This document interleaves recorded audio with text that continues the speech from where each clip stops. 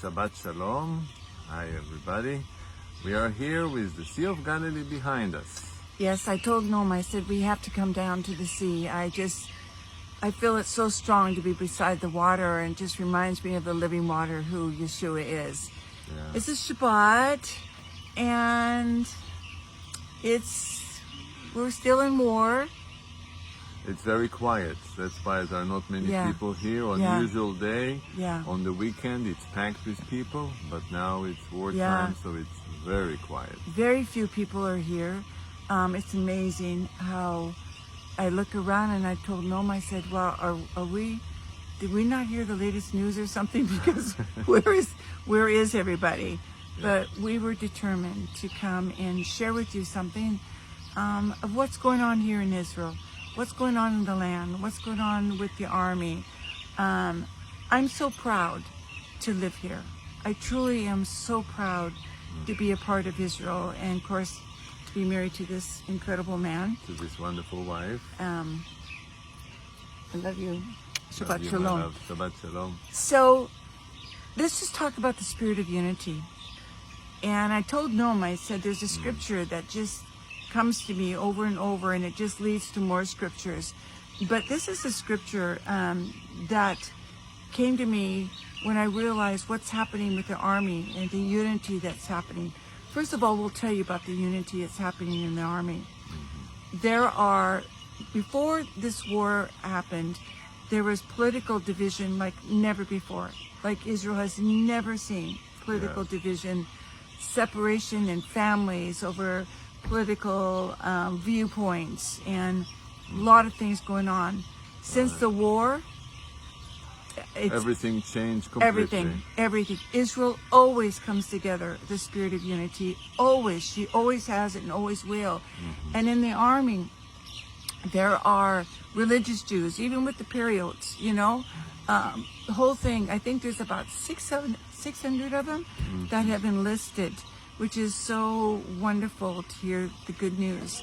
And it's been like religious Jews, secular Jews, Druze, everybody is coming together. Everybody is coming together. And that's the best news for all of Israel. That truly is the best news. Yes, it's like when hard time comes, Israel come together, we forget our differences. Yeah. And we are all really coming together. Also at the war, we just saw a movie yesterday, what's happening in Gaza, and the guy said, everybody, doesn't matter, left wing, right wing, religious, Druze, we're all together fighting as one. Yeah, for one purpose, and that is to stand with what God has given him, and to stand as a people of Israel, no matter what, and to defeat the enemy, And we both cried when we watched the news. It was in singing together, singing the national anthem. The Tikva. Yeah, and they're all soldiers coming together. It was an incredible, and with one purpose, and that is to push the enemy and to say no more, no more. Israel's not going to take any more. We've been always so convenient, and we always was concerned about what all the other nations, but no more. We're standing in our land. We're standing for God's purpose and what He has given Israel. Right, and you see also there is more cry for the Lord that was never before. Yeah. It's like really both soldiers and both here, we're all crying that the Lord will help for those who were kidnapped to come back home. Yes. And the soldier in the front also crying to the Lord for protection. It's incredible. It's incredible. It's incredible.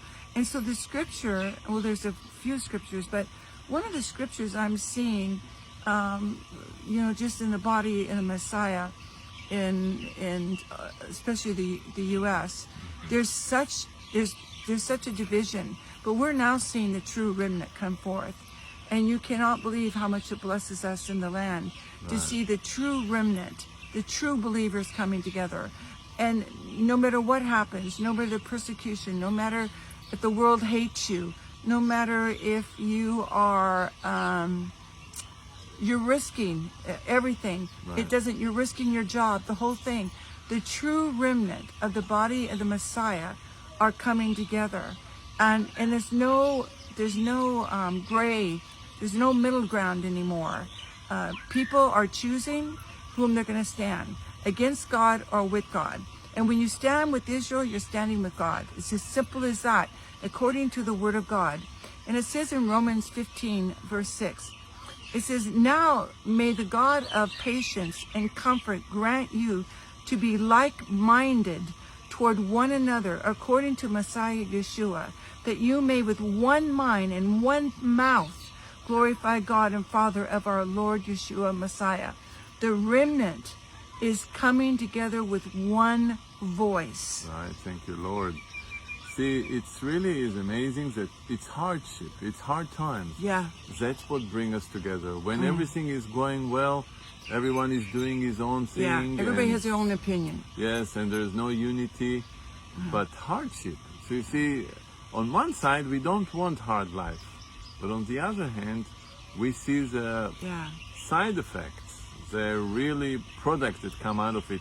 And that's why, remember in the previous video that we did, we talked about Romans 5:3, that we are to rejoice in tribulation. Yeah. Because of the fruits that comes out of the war, of such a situation as a tribulation. And we're being separated. The true remnant no longer wants to, especially those on the fence, are coming to the side and saying, I no longer want to look like the world. I no longer want to fit in with the world. And that's where Israel is. We're no longer going to bow the knee anymore. I feel it in my spirit. Every morning I wake up, thank you, Lord, that Israel is rising up and saying, no more, no more. We are going to fight this till the end. Yesterday I was painting, because I'm starting to paint, just to take a deep breath. Yeah, and I hear 2-3 explosions. And I kept on painting because I know the God of Abraham, Isaac, and Jacob is roaring against the enemy. He's roaring. He's not sitting idly by.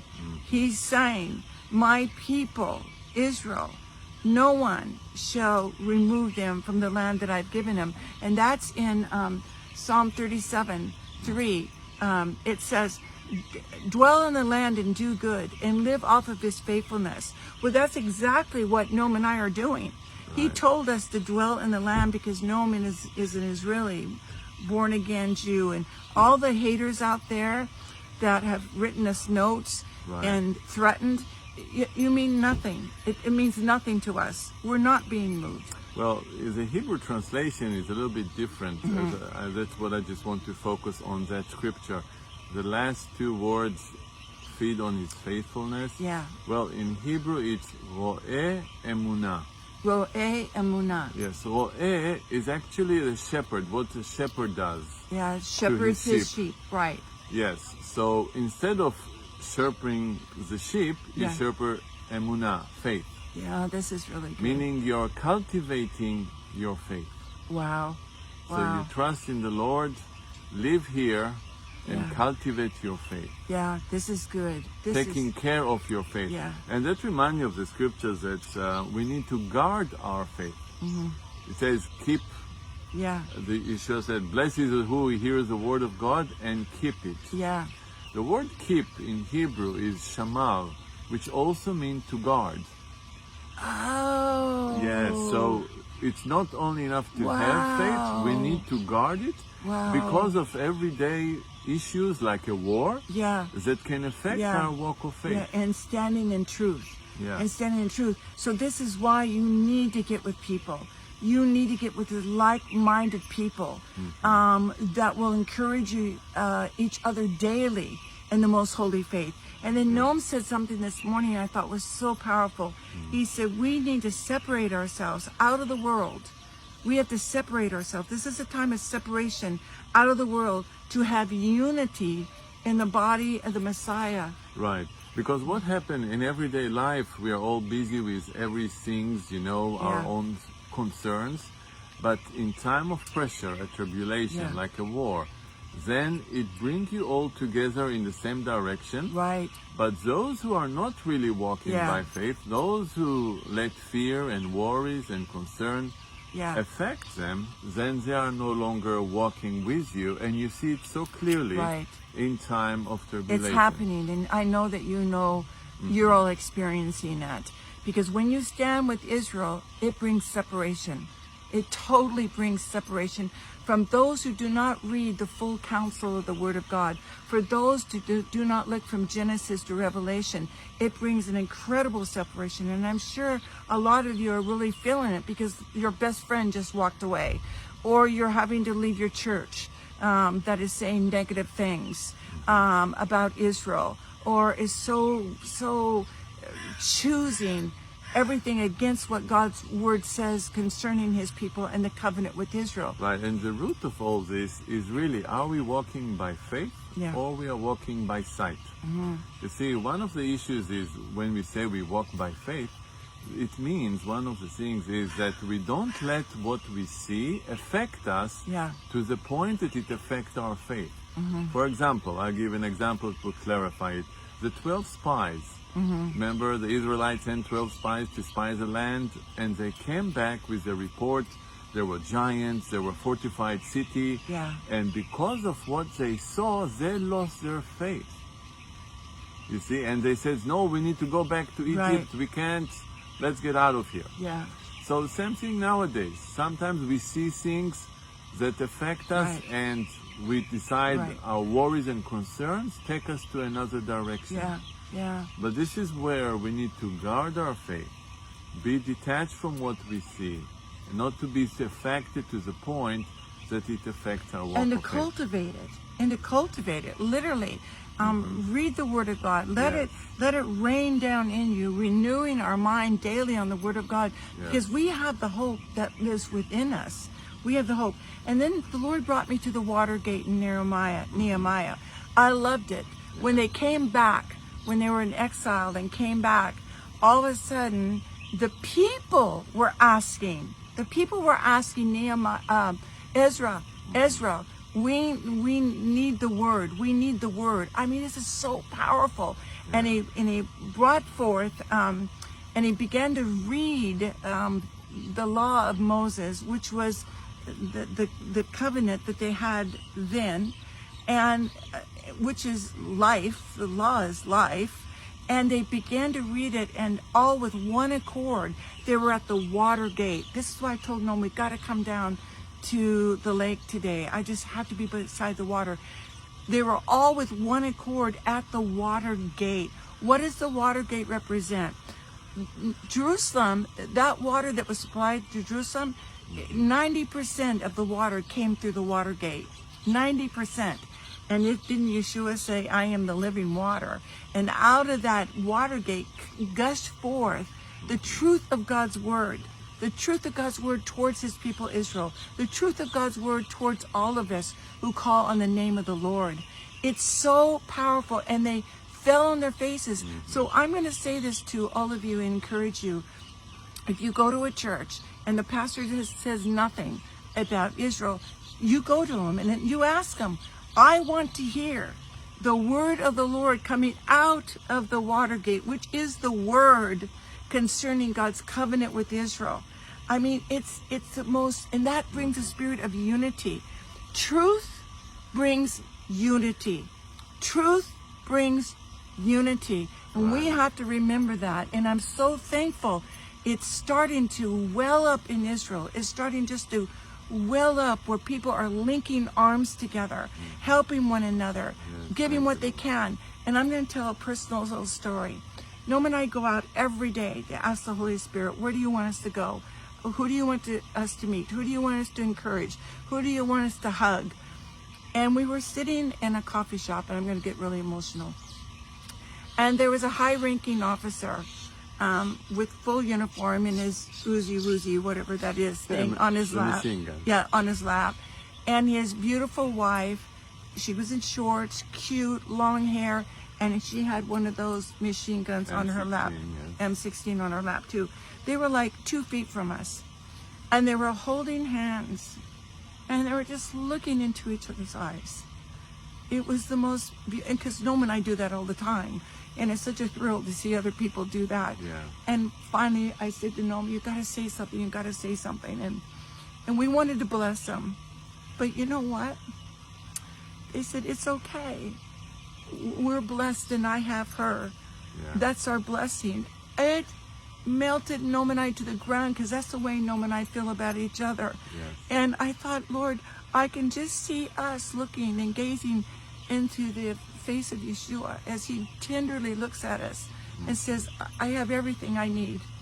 I have everything I need. Right. This is my bride. This is the one that I have." Right. It's bottom line again. It's what we emphasize. Yes. If we emphasize the fact that we have Yeshua in our lives, Yes.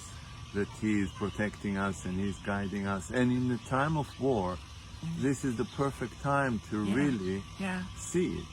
We need to look into the face. We need to look into the face who gave us life. And I painted a picture. I'm not a painter. I've had no lessons, but it doesn't matter. This is a great thing. I'm painting, and I'm going to, if I'm brave enough, I'm going to post it, because to me it's the body and the Messiah looking into the face upward, looking and listening for his return. So we just want to bless you with the words that the Lord has given us, and again, hope. Yeah. That's where we all have. Those who are believers have more than the non-believers, Oh my because gosh, we we know have so him. much. And again, the word hope in Hebrew, tikva, is a line to God.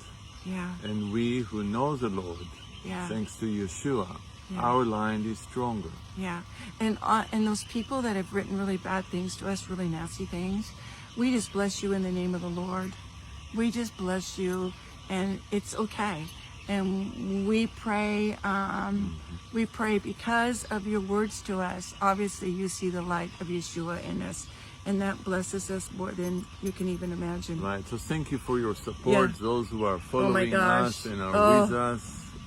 It really is so important. You're lifting up our arms. You're lifting up our arms in the middle of this war.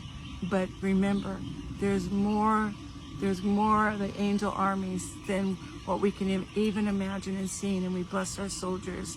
And as the scripture again in Romans 5:3 says that tribulation in the end brings you hope. Yeah. So hope is something that through circumstances it being intensified than through just a usual everyday life. So Noam and I are going to go have our cup of coffee again and stare in each other's eyes and hold each other's hands and tell each other we're so thankful to be walking in the same direction, in the same purpose, in the same call, in the same vision, and as to glorify him. Amen. We love you guys. Love and blessing from Israel.